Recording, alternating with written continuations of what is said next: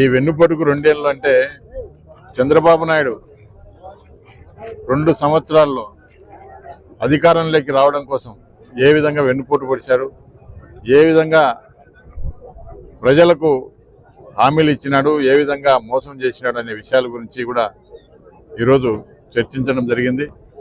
అదేవిధంగా మామూలుగా అయితే ఈయన వెన్నుపోటుకు 2 ఏళ్ళు కాదు, వెన్నుపోటుకు 30 ఏళ్ళు అని చెప్తే బాగుంటుంది.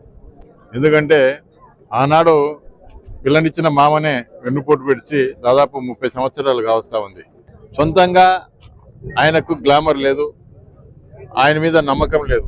ఏదో విధంగా ప్రతిసారి అధికారంలోకి రావాలంటే ఎవరు సపోర్ట్ ఖచ్చితంగా కావాలి ఆయనకు.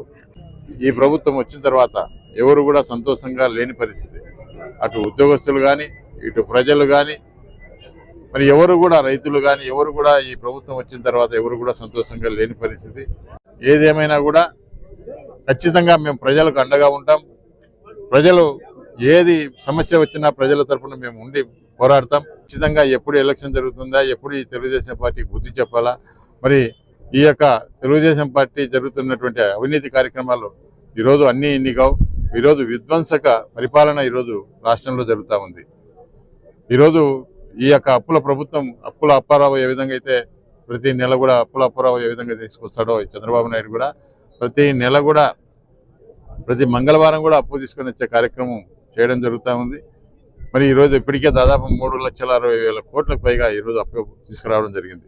మరి అప్పు తీసుకొని వచ్చిన డబ్బు ఈ ప్రజలకు కూడా చెందకుండా మీరు ఇచ్చిన సూపర్ 6 హామీలు కూడా ఏది ఒక్కటి కూడా అమలు చేయకుండా ప్రజలను మోసం చేశారు. కాబట్టి మీకు పరిపాలించే అర్హత మీరు కోల్పోయినారు. కాబట్టి మీ 2 సంవత్సరాల్లో ప్రజలకు ఏ ఒక్కటి కూడా మరి ఇచ్చిన హామీలు అమలు చేయలేదు. కాబట్టి మీకు ఈ యొక్క అధికారంలో కొనసాగే హక్కు మీరు కోల్పోయినారు. కాబట్టి తక్షణం మీరు ఖచ్చితంగా రాజీనామా చేయాలని చెప్పి మీ సందర్భంగా ఈ ప్రభుత్వాన్ని